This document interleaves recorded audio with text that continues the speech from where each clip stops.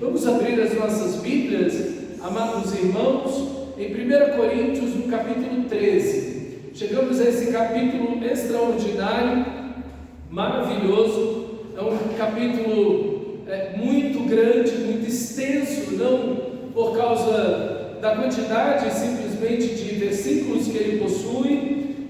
Falando em versículos, ele não é tão extenso assim. Nós temos 13 versículos nesse capítulo, mas a grandeza desse texto, a profundidade desse texto é realmente algo extraordinário, ok? É um texto que você poderia escrever livros sobre ele e estaríamos ainda longe de atingir a sua plenitude. Então, diante de textos assim, é muito difícil para a gente ministrar, porque a gente fica muito pequeno diante do texto, pela grandeza dele, mas também de viver, não apenas entender o texto, mas viver o texto sagrado no qual vamos entrar nesta noite. Com certeza não vou conseguir atingi-lo completamente, eu quero fazer isso pelo menos em 2 etapas, mas viver esse texto é a coisa mais importante,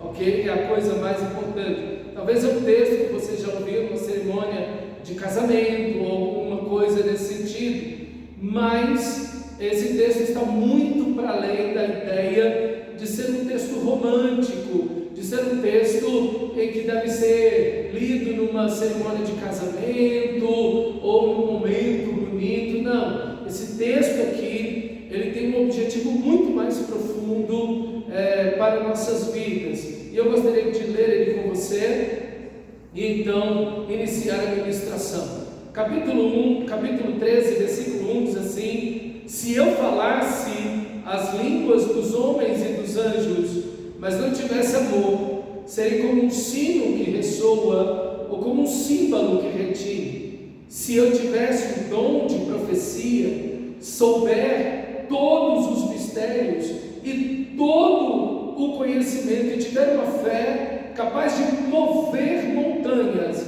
mas não tiver amor, nada serei. Se eu der aos pobres tudo o que possuo e entregar o meu corpo para ser queimado, se não tiver amor, isso de nada me valerá. O amor é paciente, o amor é bondoso, não inveja, não se vangloria, não se orgulha, não maltrata, não procura os próprios interesses, não se ira, nem guarda rancor. O amor não se alegra com a injustiça, mas se alegra com a verdade.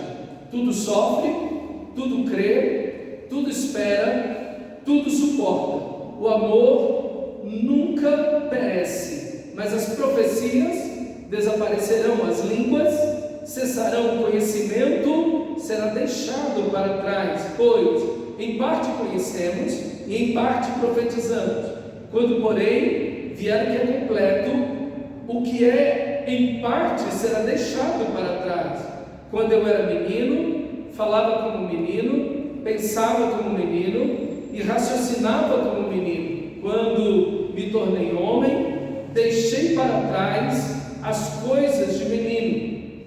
Agora, pois, vemos apenas um reflexo, como em um espelho, mas um dia veremos face a face. Agora conheço em parte, mas um dia conhecerei plenamente, na mesma forma que sou plenamente conhecido. Assim, permanecem agora esses 3: a fé, a esperança e o amor. O maior destes, porém, é o amor. A própria estrutura do texto é extraordinária. Aqui há um quiasmo nesse texto, isso é, há uma estrutura. Na realidade existe um quiasmo e dentro desse quiasmo existe outro quiasmo, ok? São estruturas literárias que Paulo colocou. O ponto central, e aí se você olhar direitinho, é bem bonito, no capítulo 12, versículo 31, ele diz: entretanto, busquem com dedicação os melhores dons. Passo agora a mostrar a vocês ainda mais excelente. Agora olha o 14:1. Olha o 14:1. Sigam o amor e busquem com dedicação os dons espirituais, principalmente o de profecia. Veja, ele fala para você buscar os dons no capítulo 12, versículo 31, e ele conclui dizendo: busquem os dons no capítulo 14, versículo 1. E ele coloca o capítulo 13 bem nesse meio. Então, você tem no capítulo 12 os dons espirituais, ok? Uma descrição do propósito dos dons e dos dons espirituais em si. Você tem o capítulo 13 falando do amor no exercício da vida cristã e dos dons. E aí o capítulo 14, você tem novamente os dons. Ele vai falar de profecias e também do dom de línguas. Então veja, o próprio capítulo 13, ele está no centro dessa estrutura maior. Capítulo 12, capítulo 14 e o capítulo 13 no meio, com uma mensagem mais importante, mais relevante. Mas dentro do próprio capítulo 13, você tem uma estrutura também, que é esse quiasmo no meio, onde Paulo vai falar o ponto A, o 12:31, depois o ponto A, o 14:1, mostrando que você deve buscar os dons espirituais e o amor como a fonte motivadora da vida cristã. Depois você tem a supremacia do amor sobre os dons espirituais, nos 3 primeiros versículos, do 13:1 ao 13. E ele depois vai falar, no final do capítulo 13, a eternidade do amor e a transitoriedade dos dons, do capítulo 13, versículo 8 ao 13. Depois ele vai falar o amor definido positivamente, no 13, capítulo 13, versículo 4, parte A. Depois ele vai falar novamente do amor definido positivamente, no capítulo 13, versículo 7, ele fala de pontos positivos. E no meio de tudo está aí o amor definido negativamente. Ele tanto fala do amor positivamente, como fala do amor negativamente, ok? Depois eu posso postar isso lá no WhatsApp da igreja para você dar uma olhada na estrutura, para você entender melhor essa ideia. O ponto central é o que o amor não é, que é exatamente o que os coríntios estão vivendo. Então a gente aprende tudo, tanto do lado positivo das coisas, como a gente também aprende as coisas pelo seu lado negativo. Então Paulo faz as duas coisas. Ele fala dos pontos positivos do amor, ele fala daquilo que o amor é positivamente, de forma positiva, mas ele também fala o que o amor não é, como o amor não age. Então a gente aprende com isso de forma mais completa e ampla o que é de fato o amor de Deus. E o amor é a essência, o motivo e o objetivo de toda vida cristã. O amor não é um dom, ok? O dom supremo, não, está errado. Esse título aí, se está na sua Bíblia, ele está errado, até porque esse título não é inspirado, ok? Está assim na sua Bíblia. Então está dizendo que o amor é um dom. O amor não é um dom, ok? O amor não é um dom, perfeito? O amor transcende os dons, porque todos os dons ficam aqui. Todos os dons ficam nessa terra. Todos os dons estão sujeitos ao tempo, a essa vida, a essa temporalidade. O amor não. O amor é eterno. O amor jamais acaba. É o que nós acabamos de ler. Então veja, o amor está em uma supremacia. Ele está em uma outra categoria. Então o amor não é um dom. Então se você tem aí na sua Bíblia, escrito em negrito aí em cima do capítulo 13, o dom supremo, desconsidera. Esses títulos de parágrafo que você tem na sua Bíblia não são inspirados, tá bom? Eles não fazem parte do texto original do grego, ok? Nem do hebraico, nem do aramaico, vai falando do Antigo Testamento, perfeito? Então, o amor não é um dom, pelo contrário, ele é uma essência, ele é um motivo e um objetivo de toda a vida cristã. O que a Bíblia vai dizer? Que Deus é amor. 1 João 4, 7 até o 16, ok? Então, o amor é a identificação, é a essência, é a característica do próprio Deus. Deus, vai dizer João, Deus é amor. O plano de redenção é todo ele executado no amor. João 3,16. Porque Deus amou o mundo de tal maneira que deu seu único filho para que todo aquele que nele crê não morra, mas tenha vida eterna. Todo o plano de salvação é resultado do amor de Deus, ok? Todo o plano de salvação, desde antes da eternidade, como Paulo vai dizer em Efésios, ele nos amou desde antes da eternidade e vem desenvolver um plano de salvação e nos amará eternamente. Ao maior mandamento, o resumo da lei dos profetas, Jesus vai dizer em Mateus capítulo 22, versículo 36 ao 40, é amar o Senhor teu Deus de todo o teu coração e amar o teu próximo como a ti mesmo. Então o amor, ele é o próprio Deus, Deus é amor. Todo plano de redenção é desenvolvido no amor de Deus. O maior dos mandamentos é o amor a Deus. O segundo maior mandamento é amar o próximo como a si mesmo, ok? Então, o amor, ele rege toda a Bíblia, toda a Escritura, todos os mandamentos.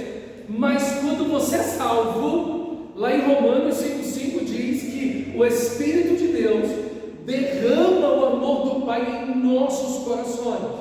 Você passa a beber, a se alimentar, a ser nutrido pelo amor de Deus, pela graça de Deus, cada dia e por toda a sua vida. Esse amor é derramado em nossos corações.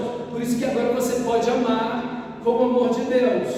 Por quê? Porque você ama porque primeiro você foi amado. Nós amamos porque Ele nos amou primeiro, ok? Nós amamos porque Ele nos amou primeiro. Então o amor, ele é derramado em nossos corações. O fruto do Espírito é amor. O amor que se manifesta em bondade, fidelidade, mansidão, domínio próprio. É como uma rosa com muitas pétalas, perfeito? Uma laranja com muitos gomos.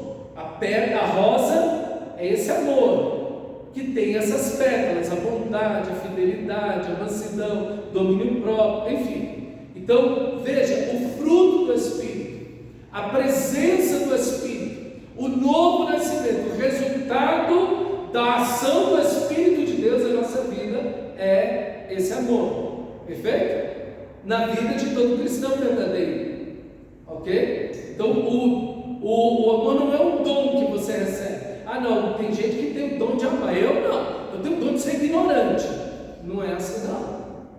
Se Deus começa a salvar você nessa noite aqui, porque não é assim. O amor de Deus é derramado no coração de todo cristão verdadeiro, e o resultado dessa presença maravilhosa, desse Espírito Santo, do novo nascimento, esse amor em nossas vidas.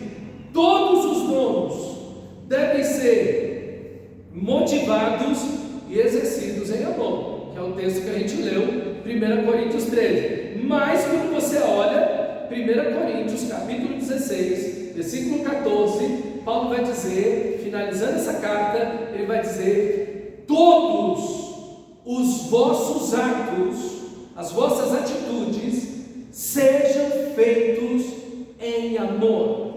Ponto. Todos os vossos atos sejam feitos em amor. Então o amor deve ser o motivo, o impulso, a razão de toda a nossa vida, de todos os nossos atos, de tudo que vamos fazer. E quando nós olhamos o mandato de Deus lá em Efésios capítulo 5, é que nós sejamos imitadores de Deus, como filhos amados, andando em amor, ok? Andando em amor. Então, veja aqui que o amor, ele transcende a ideia de ser um dom, ok? O amor é tudo na vida do cristão. Se Deus é amor e nós somos filhos de Deus, somos filhos do amor, mas se somos parecidos com Cristo, somos semelhantes a Cristo, estamos sendo transformados à imagem de Cristo, devemos imitar a Deus, devemos andar em amor, devemos viver em amor. A essência do cristão deve ser o amor, porque ele está sendo transformado à imagem de Cristo, e Deus é amor. Então é um texto muito desafiante, porque todos nós estamos em déficit. Não há ninguém que possa chegar e dizer assim: não, eu estou perfeito nisso aqui. Não tem ser humano, não tem cristão que possa atingir isso aqui na sua totalidade, porque todos nós somos pecadores. Mas isso não nos deve colocar numa postura de: então calma aí, já que ninguém consegue atingir isso aqui, eu vou viver na parte mais rasa desse rio, eu vou viver da forma mais negligente, eu vou ser mais parecido com o que eu sempre fui na minha vida. A grande questão, irmãos, é que nós devemos, o novo nascimento deve ter mais poder e influência na sua vida do que o seu primeiro nascimento. Maior deve ser o Espírito de Cristo que está em nós do que a cultura e a sua herança familiar de criação que você recebeu. Esse é o grande ponto da vida cristã, porque o que a gente vê na maioria dos cristãos é o acômodo. Não, ninguém consegue ser perfeito e amor, então eu vou continuar sendo essa criatura que eu sou. Opa, de jeito nenhum. Eu devo esquecer das coisas que para trás ficaram, porque aquele que está em Cristo é uma nova criatura. Eu devo apontar para aquelas que a gente ainda estão e correr para o alvo. Então você não pode se acomodar. Esse texto tem que ser um desafio para mim e para você. Viver isso aqui deve ser o seu sonho de consumo, deve ser o ponto alto da sua vida, deve ser a coisa mais importante da sua vida, parecer com Cristo. Nada pode ser mais importante na vida do cristão: seu emprego, sua família, todas essas coisas que são muito importantes e são bênçãos de Deus, devem estar abaixo do alvo da vida do cristão: ser semelhante a Cristo Jesus, ser semelhante ao nosso amado e eterno Salvador. A pergunta que a gente tem que fazer é: qual o propósito de Paulo com esse texto do amor? Qual o propósito de Paulo de colocar esse texto aqui, falando dos dons espirituais? Essa é a pergunta. O que a gente faz com esses textos, que geralmente a gente conhece, ou que são poéticos e bonitos, a gente dá um rumo para eles, um destino para eles, que não tem absolutamente nenhum sentido com aquilo que era o propósito do autor, ok? E esse é o erro que a gente comete. O que a gente tem é uma igreja mundanizada, secularizada. O que nós temos é uma igreja dividida internamente. Eu sou de Paulo, eu sou de Pedro, eu sou de Apolo, eu sou de Cristo. Temos uma igreja que está dividida contra o seu pastor, contra Paulo. Nós temos uma igreja orgulhosa, temos uma igreja onde a cultura tem mais poder sobre eles do que o Evangelho. Temos uma igreja que concorda e que habita no meio da imoralidade com muita facilidade. Temos uma igreja que se acredita super espiritual e por isso está destruindo casamentos, está vendo a relação sexual como algo pecaminoso e desnecessário. É uma igreja dividida em classes: os ricos, os pobres. Aí você tem aquela confusão inteira na Santa Ceia, onde tem gente ficando bêbado e gente que não consegue comer, porque você tem uma igreja que a cultura de classes sociais e financeiras entrou e invadiu a igreja. Eles estão vivendo na mesma estrutura. É uma igreja que absorveu a sabedoria mundana filosófica, mas não o Evangelho. É uma igreja que acredita ser super espiritual, então participa do culto aos ídolos. Enfim, diante de toda essa bagunça, a cereja do bolo é uma igreja que está fazendo uso dos dons da maneira totalmente errada, para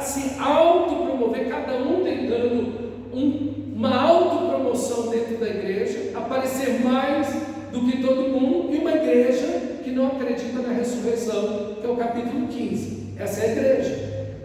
E aí Paulo toma todo esse cenário e, falando especificamente dos dons, lança aqui esse capítulo 13 para mostrar para essa igreja que a solução para toda essa situação que eles estão vivendo, todos os problemas que eles estão vivendo, toda essa espiritualidade esquisita que eles estão vivendo, tem uma cura. E a cura é o amor de Deus. A cura para tudo que eles estão vivendo é viverem esse amor de Deus. O amor de Deus é a cura para as divisões. O amor de Deus é a cura para essa influência do mundo, da cultura, desse secularismo e desse mundanismo que está invadindo a vida deles. O amor é a cura para essa divisão de classes. O amor é a cura para essa igreja que está dividida contra esse pastor. O amor é a cura para que eles possam viver harmonicamente, em plena unidade, edificando uns aos outros. O amor é a cura para essa espiritualidade doente que eles têm, de ver o casamento de forma pecaminosa.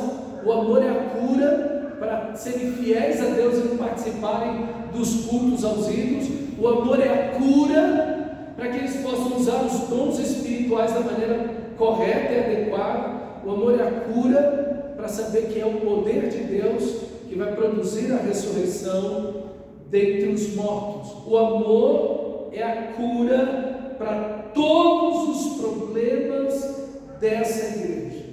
Para todos os problemas dessa igreja. Qual é a cura para essa igreja? Qual é a cura para a sua vida? Qual é a cura para a sua família? Qual é a cura para os seus relacionamentos? Você já tem a resposta.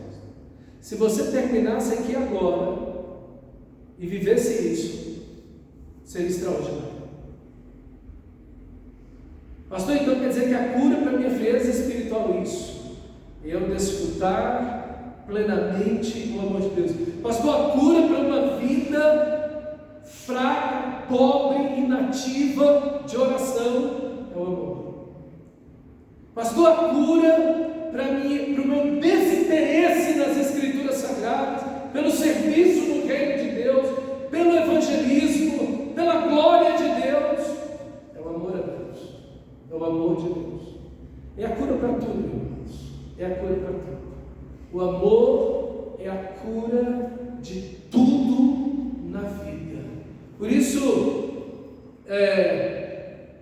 a verdadeira e super espiritualidade é possível. Aquilo que os coríntios achavam que a super espiritualidade era falar em línguas. Não, porque nós já falamos a língua dos anjos e dos homens, ok? Nós já chegamos lá. Nós já estamos na glória, ok? Nós já falamos a língua, nós já estamos nessa comunicação celestial. Nós já somos super realizados, espiritualmente falando. Na realidade, o que Paulo vai mostrar para eles é que essa super espiritualidade é viver o amor, porque Deus é amor. Quanto mais espiritual é uma pessoa, mais essa pessoa ama. Vou repetir de novo. Quanto mais espiritual é uma pessoa, mais ela ama. A gente não mede espiritualidade como Paulo mede, como a Bíblia mede. A gente mede a espiritualidade se a pessoa transpor montanha.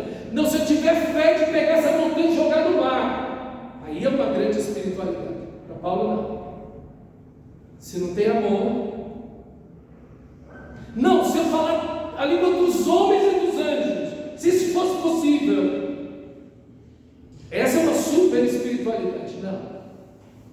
Se não tem amor, não, eu tenho todo o conhecimento, eu conheço todos os mistérios, não tem segredo de coração que eu não consiga ver e enxergar. Eu sei todo, eu conheço toda a Bíblia, não tem nenhuma parte, eu memorizei cada palavra, eu sei tudo sobre as Escrituras Sagradas, eu conheço todos os mistérios, toda a ciência, eu sei tudo. Não me falta uma única informação, um único conhecimento. Essa pessoa é espiritual.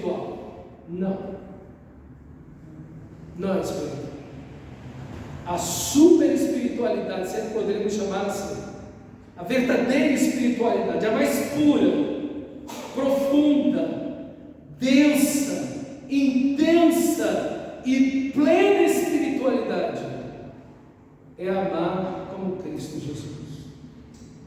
Isso é alguém super espiritual. Aqui está um homem espiritual, aqui está uma mulher espiritual. É alguém que ama como Jesus. Não é alguém que ora e alguém se ressuscita, não é alguém que pega todos os seus bens e dá aos pobres, não é alguém que se entrega às chamas por causa de Cristo. Não é. A grande, e é possível fazer tudo isso, é amor. É possível fazer tudo isso, é amor. Mas de fato, a grande espiritualidade, a verdadeira espiritualidade, é a medida que você ama. Você é tão maduro espiritualmente o quanto você ama a igreja e o quanto você ama Cristo. Essa é a medida da verdadeira espiritualidade, o amor. Eles achavam que era falar em línguas, e Paulo vai falar: vocês só fazem barulho. Tudo que vocês fazem é batecino, é batecino, é batecino. Não há nenhum efeito disso. Por quê? Porque a verdadeira espiritualidade é o amor. Deixa eu dar uma frase para você. Eu tentei achar alguém que tenha citado ou feito alguma frase parecida com essa, mas não encontrei. Mas certamente deve ter. Tudo o que não é amor é pecado. Tudo o que não é amor, que não procede de amor, que não nasce do amor, que não é motivado pelo amor, que não é feito por amor, é pecado. Isso é muito poderoso, irmão, porque é isso que esse texto está dizendo. Mas esse é um grande desafio para mim, esse é um grande desafio para você. Veja como esse texto nos leva a algo muito além, algo muito mais profundo. Por isso que eu estou dizendo, ninguém chega diante de um texto desse, de verdade, para ler e meditar nesse texto e dizer: eu estou super bem. Quanto mais eu leio esse texto, mais eu necessito, mais eu vejo as minhas misérias e a minha grande necessidade da pessoa, da presença e do poder do Espírito de Cristo. Não tem como, irmão, não tem como. Ok? Não tem como. Esse texto nos leva a isso. A supremacia do amor sobre os dons espirituais. Os 3 primeiros versículos, vamos lá?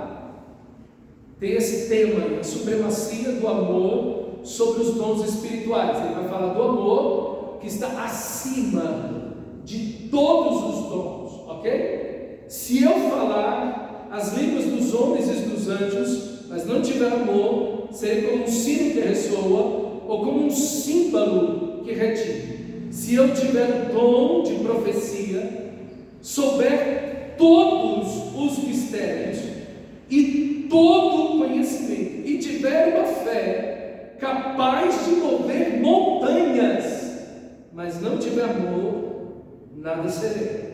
Se eu der aos pobres tudo o que eu possuo e entregar o meu corpo para que eu tenha de que me gloriar ou de entregar as chamas, mas não tiver amor, nada disso me valerá.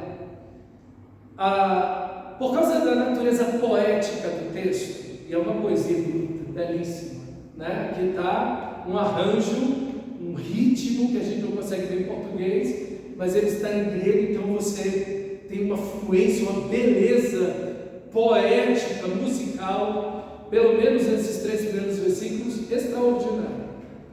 Por causa dessa beleza poética que a gente vê no texto, a gente tem a tendência de romantizar o texto, de fazer dele um sentimento. Não, o amor é uma coisa que a gente sente, é algo romântico, é uma coisa de casal. ok? De um relacionamento conjugal. Mas não é isso, meus irmãos, não é essa a intenção do texto.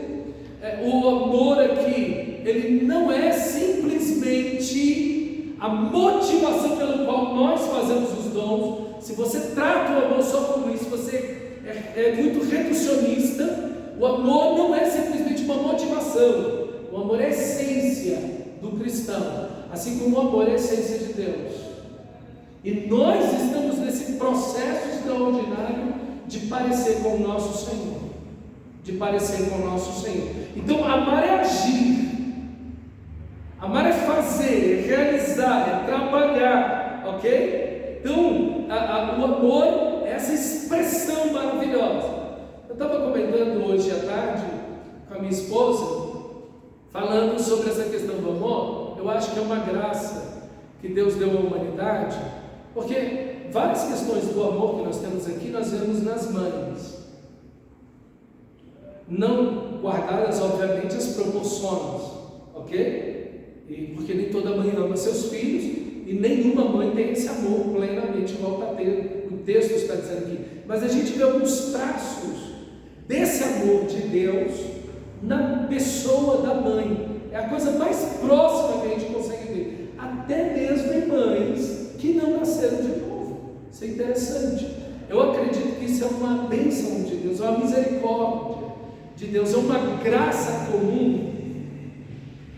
Porque se nós bebemos da maioria das mães, se a humanidade, essa sociedade bebe da maioria das mães alguns traços do amor que estão aqui, e a gente já é uma sociedade bem complicada, violenta, enfim, você imagina se Deus não tivesse deixado alguns fachos de luz do amor dele no coração das mães, como é que seria essa sociedade?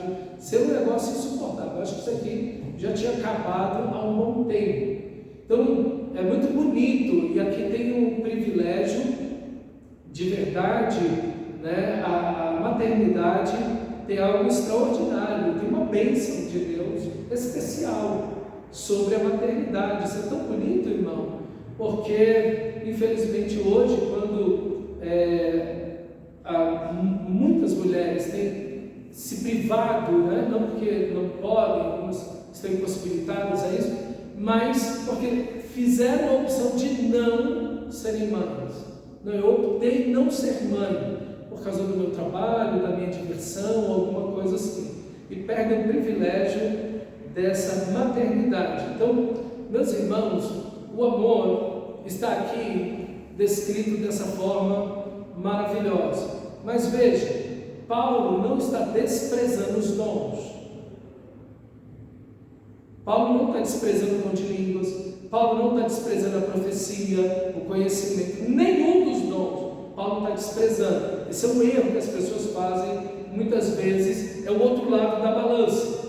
As pessoas pegam o texto e dizem, não, os dons acabaram, é o amor e pronto, acabou. Não.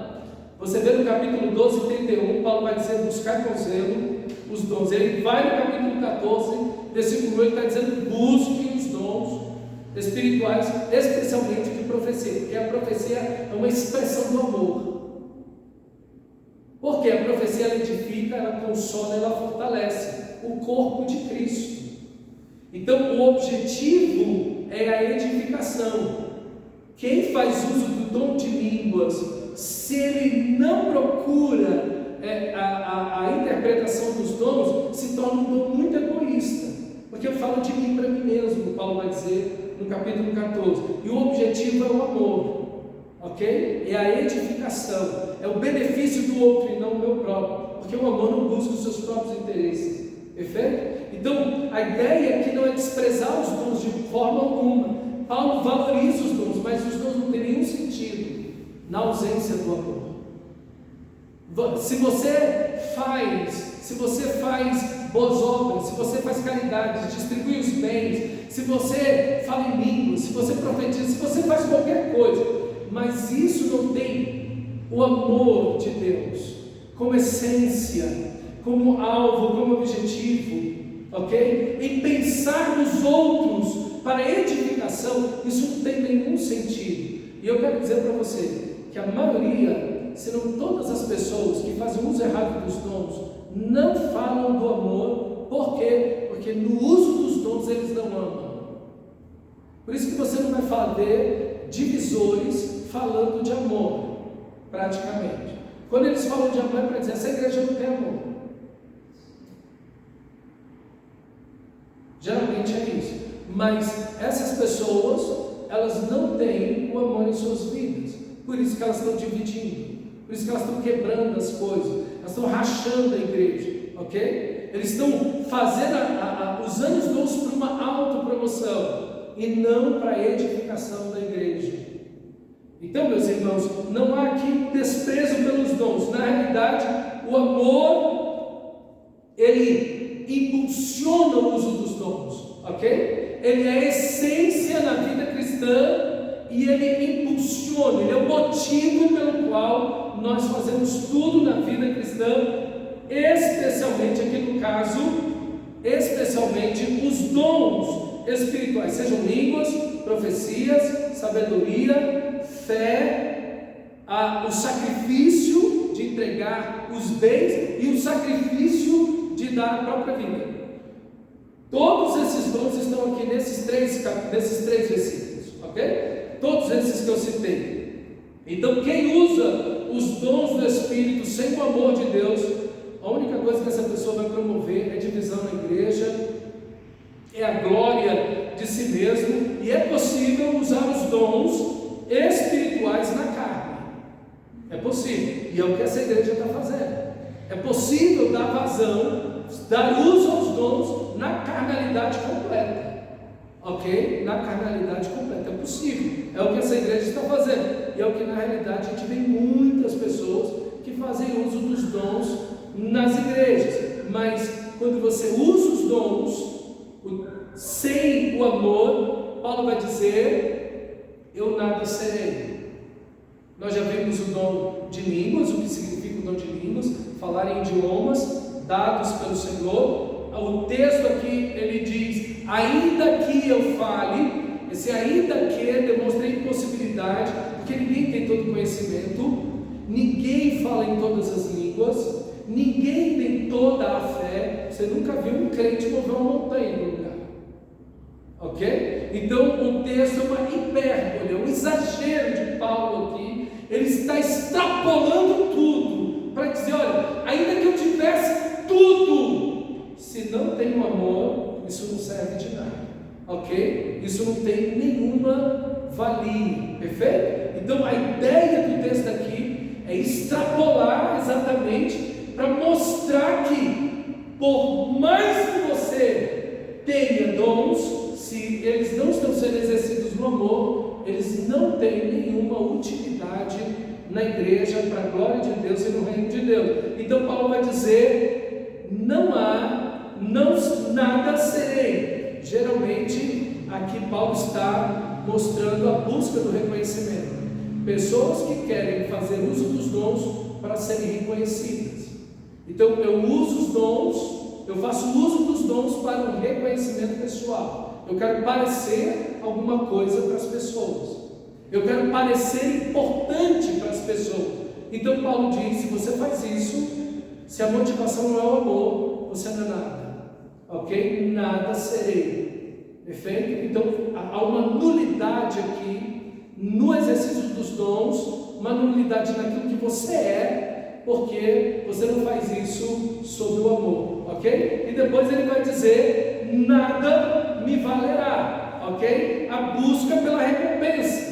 A pessoa usa os dons na recompensa, na busca de uma recompensa, de receber algo, de receber favores, de receber reconhecimento, de receber elogios. Isso não vale nada, isso não tem nenhuma valia, ok? Essa busca dos dons para uma autopromoção, para você ter o reconhecimento ou a recompensa que vem das pessoas. Então isso não tem nenhum sentido, ok? Quem usa os dons do Espírito sem o amor de Deus, essa pessoa simplesmente, irmãos, vai fazer uso da maneira errada. Os dons não são espetáculos, ok? Eles não são meio de uma autopromoção e para mostrar para as pessoas o que eu sou, ok? Na realidade, o valor de um cristão não está na capacidade do uso dos dons, mas está no fato que ele é amado por Deus em Cristo Jesus. Aí está o valor de um cristão, perfeito? Então, aqui Paulo vai mostrar naquela ideia do corpo que ele falou no capítulo 12, que cada membro do corpo, por mais que tenha funções diferentes, tem o mesmo valor, ok? Tem o mesmo valor e a mesma importância diante de Deus, ok? Então, é possível fazer uso dos dons, fazer grandes sacrifícios sem amor, sem o amor de Deus, ok? Fazer isso para colocar-se em admiração aos olhos dos outros. Ananias e Safira fizeram isso. Barnabé, ele tinha um campo, ele vendeu um campo e deitou o dinheiro aos pés dos apóstolos, para suprir as necessidades do povo de Deus, da igreja. Tinham órfãos, tinham viúvas, que a igreja em Jerusalém sustentava. Ananias e Safira viram isso e a admiração de toda a igreja por uma atitude tão bonita, dessa que Barnabé teve. O que eles fizeram, nós queremos atenção para nós também. Então, nós vamos fazer algo para chamar a atenção para nós. Eles não fizeram por amor, eles tinham um campo, venderam um campo e mentiram, dizendo: nós, aqui está o dinheiro do campo. Não, se ele chegasse dizendo lá, como Pedro diz: o campo não é de vocês, vendido não estava no poder de vocês. Se vocês quisessem doar um pedaço do campo, não tinha problema, ou não quisessem doar nada do campo, não tinha problema, ou quisessem doar todo o valor do campo, não tinha problema. O problema é que vocês mentiram contra o Espírito Santo, e aí cai Ananias e depois Safira. Morre, Deus os toma para si, ok? Então cuidado com isso. É um exercício dos dons, sacrifício.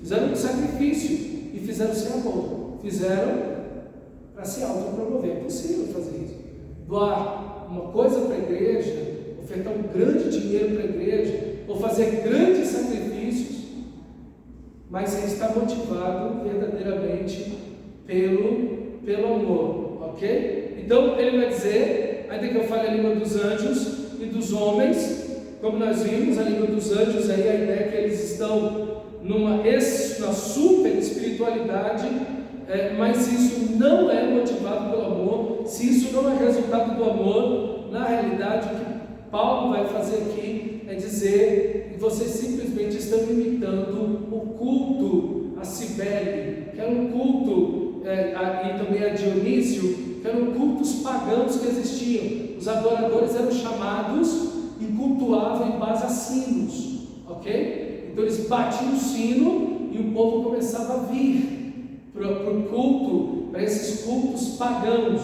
ok? E esses cultos também, em meio ao culto, tinha esses barulhos.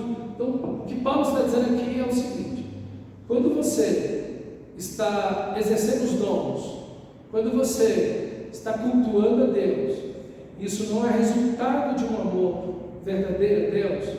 O culto que você está prestando, primeiro, não é a Deus, você está fazendo um culto a você mesmo, e isso parece um culto pagão, isso parece um culto de mistério, isso parece uma idolatria. E Deus vai falar algo muito parecido em Isaías capítulo 66, quando ele mostra que essa desassociação de um amor verdadeiro a Deus e ao culto é uma ofensa a Deus. Olha, o texto sagrado diz assim: o homem, Deus está dizendo, o homem para quem eu olharei é este, o aflito e abatido de espírito e que treme diante da minha palavra. Esse é o homem para quem Deus está olhando: o contrito, o abatido, o aflito de espírito e que treme, que tem respeito, obediência, temor, reverência, amor pela palavra de Deus. Para esse que os meus olhos estão apontando. Mas o que imola um boi, aí agora ele vai falar do culto, eram os elementos do culto. O que imola um boi desassociado desse temor, desse espírito abatido, desse quebrantamento, desse amor, essa obediência à palavra, quando essas coisas estão desassociadas, o que imola um boi é como quem comete um homicídio, é como quem matou uma pessoa, é só um assassinato que aconteceu, é só um bicho que morreu, ok? Olha como Deus está falando isso em Isaías 66, versículo 2 e 3. O que imola o boi é como que comete um homicídio. O que sacrifica um carneiro, como que quebra o pescoço de um cachorro. O cachorro é um animal imundo, jamais poderia entrar na cidade de Jerusalém, muito menos ser levado para altar, para ser sacrificado a Deus. E os cães andavam em matilha, animais ferozes, ok? Não é o pet que a gente vê hoje em dia, não, né? O que oferece uma oblação, que é o derramamento de um óleo, de um vinho sobre o sacrifício, como o que oferece sangue de porco, e o que queima incenso, como o que abençoa ou adora os ídolos. Então, quando aqui no Antigo Testamento o culto ele está desassociado de um amor verdadeiro a Deus, a sua palavra, a obediência, o respeito à palavra, uma devoção verdadeira, um quebrantamento, veja, de coração. Aqui é o contrito, o abatido de espírito sobre quem Deus coloca os seus olhos. Quando o culto está desassociado a isso, o culto vira uma coisa extremamente repulsiva diante de Deus. E é exatamente a ideia que Paulo está dizendo aqui. Quando vocês se reúnem e simplesmente falam em línguas, e vocês acham que estão falando a língua dos homens e dos anjos, mas vocês estão divididos. Na Santa Ceia vocês estão vivendo essa vida, e vocês vivem na imoralidade e tudo isso. Isso para mim é repulsivo. Isso é igual o culto a Dionísio e a Cibele aí, esses cultos pagãos que essas pessoas fazem. Isso não me agrada, eu não estou nisso. Como Paulo vai dizer, o que vocês estão fazendo não é a ceia do Senhor. Isso que vocês estão fazendo não é culto a Deus. Isso que vocês estão fazendo não é ceia ao Senhor. Deus não é adorado, Deus não é glorificado, não é edificação da igreja. Veja, irmãos, o tom que o texto nos traz. É muito fácil pegar esse texto aqui e pregar ele no casamento, mas trazer ele para dentro do seu contexto, para mostrar o propósito que Paulo tem desse confronto para mim e para você, e chamar, irmão, nós precisamos viver e andar em amor. Esse é o ponto de Paulo. Vocês querem curar a vida espiritual de vocês? Vocês querem curar os relacionamentos de vocês? Vocês querem curar essa igreja? Vocês querem curar esse relacionamento com Deus que está quebrado? Vocês querem curar o relacionamento com o pastor de vocês? Vocês querem ser uma igreja viva, missional? Vocês precisam ser cheios do amor de Deus. Meus irmãos, que chamado para mim e para você. Como Deus deseja isso para nós como igreja. Como o amor de Deus é a cura para tudo. É a cura para o seu passado, é a cura para os seus traumas, é a cura para os seus vícios, é a cura para as suas tentações, é a cura para tudo, para tudo. É a cura para o seu casamento, é a cura para tudo na sua vida, para tudo nessa igreja, para qualquer igreja do mundo, é a cura para tudo no mundo, o amor de Deus. E você está diante do remédio que é Cristo Jesus. Você está diante do médico. Você tem um remédio naquela coisa. Por que é que você está doente? O que é que tu está te agarrando ao passado? Por que você está vivendo uma vida espiritual assim? Por que tu não te agarra a Cristo Jesus com todo o seu coração? E seja esse homem aflito, abatido de espírito, que treme diante da palavra de Deus, cheio do Espírito, sobre quem os olhos do Senhor estão? Por que você não toma tudo isso e vai viver para a glória de Deus? Por que você vai ficar agarrado ao pecado, ao mundanismo, ao secularismo? Por que você não sacia a sua alma em Cristo Jesus? Esse texto é uma esperança para mim e para você. A cura, a restauração para a pior igreja que existe, a igreja de Corinto. Não tem igreja pior que essa. No Novo Testamento não. Tem igreja igual, mas pior não tem. Eu quero dizer para você que não importa o momento que você está, a situação que você está, o contexto que você está, a dificuldade que você está, não importa o que você passou na sua vida, ou o que você está passando, você tem a cura, que é o grande e eterno amor que Deus tem por você. Que você diga: Senhor, eu quero abandonar isso tudo para trás, e eu quero viver a cura que o Senhor tem para a minha vida, e eu quero ser um instrumento da cura do Senhor nesta igreja, para a tua glória. Vamos fechar os nossos olhos e orar o nosso Deus. Feche seus olhos, meu amado irmão. Faça essa oração esta noite, diante da grande e extraordinária palavra de Deus.